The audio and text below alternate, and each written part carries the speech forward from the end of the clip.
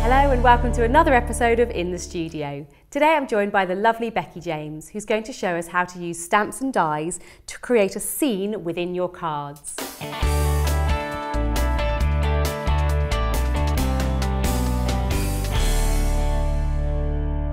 Hi Becky, welcome along. Now you've got a very cute card for us today, haven't you? Yeah, it actually uses the little Meow papers, and we've used beautiful new cover mount from February 2015 magazine stamps. I'm going to show you those as well, and we've created a scene using some dies. Brilliant. Now I have to say I really love these papers. There's something about them, they're really usable. So I've already covered my card with this lemony one, which I really like.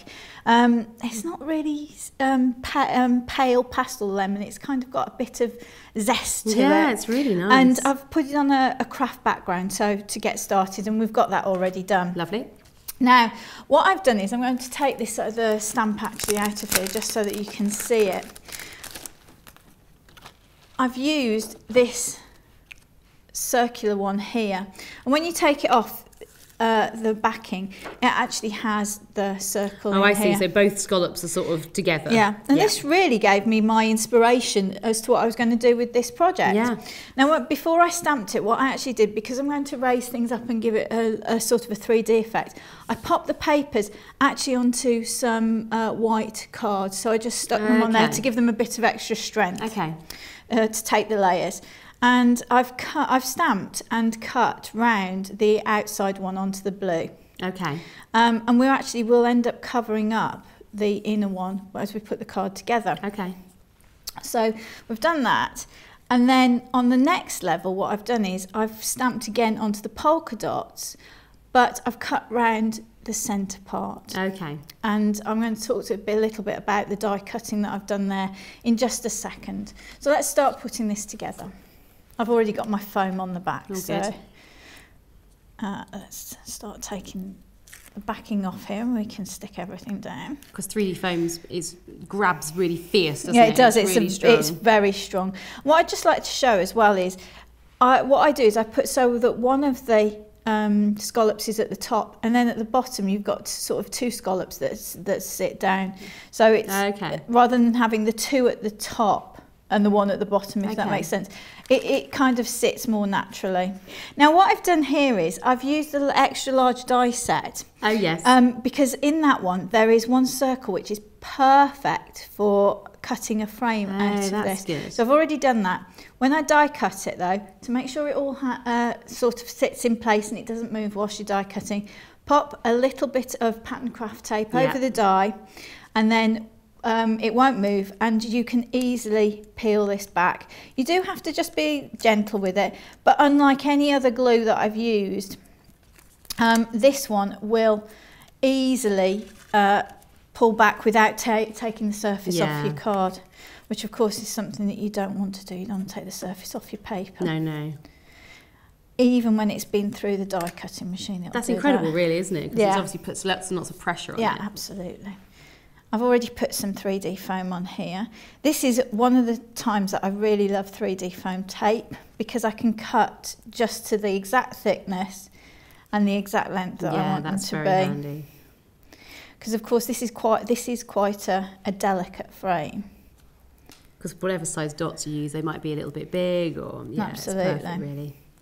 Lovely. And what I'm just going to do is I'm going to pop this on here so that it overlaps the scalloped circle on the centre of the blue section, and actually it's really good to have that there on the blue layer, because it obviously helps you to place things nice and centrally. Yeah. So there we go. So that's our frame, and that's what we're going to work with to start off with. Now then, next thing that I've done is in the same size, I've die cut a circle in blue, so you can see that's just going to fit neatly and nicely into there when we stick it down. Yeah. And this is what we're going to use to create our scene. Okay, yep. Now the first thing that I've actually used is these, which are two of the dies, and I'll just get them out so you can see them. This is the English Countryside border set. Okay. And I've actually used the trees, which is this one here. I love that one. I do, it's really lovely. And then this is just such a versatile one to have, which is the grass one. Saves you having to cut pieces of grass out, which I have done in the past. We've all been there. But it's just, you know, it just makes life so much easier. So these, you'll be able to see them here easily. These are the results. So we're going to put our scene together. I'm just going to get some scrap paper out because I'm going to get my roller dots and my roller glue out. So just pop that on there. This is when your roller dots are great, when you've got all these really intricate shapes, because they go right to the edges without you having to cut loads of tiny pieces. And I'm going to pop that roughly about centrally on my background of my scene. Fantastic. So there you go. Now obviously I'm not going to leave it like that, so I'm just going to get my scissors and we're just going to cut that round. And then similarly, we're going to do exactly the same with the grass. And I'm going to layer it up so that you just see layers of the grass, so that the trees sort of fade into the background. Yeah, that's good. Now, just one thing to note, what I've actually done with the trees is I've done them in a slightly darker colour, because further something is away, the darker it appears to us. So, and you can see it just is so easy to put together. What I love as well is how the little grass fronds actually stick up, so that you get that feeling of movement. That's ready to put in the centre of our frame. Lovely. So we're going to do that now. Okay. I'm going to just pop some glue onto the back. And there we go. Very so nice. It. And actually, it's quite a nice little card, Yeah. just with the scene on its own. Definitely. So you could certainly go with it, something like that as well. But what I really, really love these little cats. They are so cute. They've got such character to them. But I've actually stamped them onto some of them. Again, it's the little Meow papers, but onto the striped brown paper. That's nice. So I've stamped it twice. I've stamped one which I've cut out completely, and the second one I am going to just cut out the face. Now what I've done is I've already added some brown ink around the sides just to give that feeling of light and dark. And then what I'm going to do is I'm going to get my white gel pen, and I'm just going to add some highlights as well. And so we'll just add a little highlight to his ears. And it just gives you a more natural feel to it. But the other thing I'm going to do is where his eyes are, because obviously they're patterned at the moment, I'm just going to draw them back in as white. Oh, that's good. And it just makes the eyes pop out much more. Yeah, it really does. Yeah. Now we're going to stick this little character onto here. Right, so just a little bit through the centre like that. And I'm just going to pop him in place. And a nice little touch is, I know it sounds like maybe a small little thing, but a nice little touch is to have the little tail going over the frame. And then the next thing I'm going to do is, again, just shape the face. Pop a blob of glue in the centre. And then I'm just going to glue that so it's slightly at an angle to the other one, and it will make it look like his face is sort of looking out towards you. That's nice. Right, now what I wanted to do was to add some colour and make it feel like this time of year we're going into spring and that sort of thing. Nice to bring some colour back into our projects and get away from maybe the autumny colours and that sort of thing. I've actually punched some of these little flowers. Now these are the Xcut small petal palm punch. I use these all the time. It is such a staple of my crafting. It's the one that I have, the small one and the medium one I use the most. Yeah. And if I ever need to fill a little space or something like that, out comes my little petal palm punches, and they're there. I quite often tuck them behind corners of things that I've rolled back and that sort of thing. And what I'm going to do with these is I'm just going to pop a few of them onto the scene. There we go. Yeah, that's lovely. But you can see it just starts to add to the scene. And then I've got a whole array of the gold adhesive gems here because I just love these. I've got the 2mm ones here, which I'm actually going to put in the centre of the flowers, and they will just bring the whole thing to life. Right. And the other thing is, if we can have a look at the finished one, this is quite nice as well, where you have just put a trio of gems together and it can look like maybe a little bunch of daisies or something that's within the grass. Little flower buds or something. Yeah, absolutely.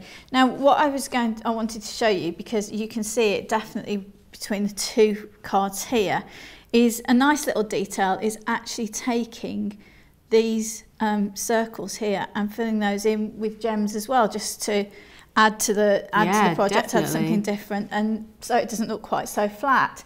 And the 3mm gems are perfect for that.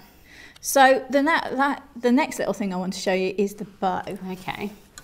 And these are these little bows, and they're the little mini 3D bows in the Little Meow range. Okay. Now they are quite flat and they look lovely if you add some ink to them, because it really highlights where the folds are. They're almost quite origami, I think, in feel. But I'm going to show you how you can give them a little bit of added dimension. So let's do that. And I'm just going to add a little bit of ink like I've got on the other ones. Also, if you wanted to, I haven't, but if you wanted to, again, you could just roll up the... Oh, yeah. It just brings them to life, doesn't it? Yeah, because they are the same pattern on the back as well. So if you do that, you're not going to... No, I just pop a little bit of this extra on here because there's a small pad on there, but I like a little bit of extra. And then finally, what we've got is, with the cover mat, is we've got these lovely... These are so sweet. Although one of mine's fallen out here. There we go. These are lovely. These are the little notes, which are the little notelets in the Little Meow range that are coming out also as a cover mount. So you're getting the whole thing together. So the actual greetings, which we can see on here, are special birthday wishes and with love, and they're these tiny little ones, and they're the kind of thing that will just fit into any little corner. They're definitely the most versatile, I think, those little tiny sentiments. Yeah. So like you say, they go anywhere. You know, when we have our decoupage packs and things like that, there are often tiny little tags in there, and they just fit perfectly onto any of those. They print beautifully as well, so we've got that. Wow, that's lovely.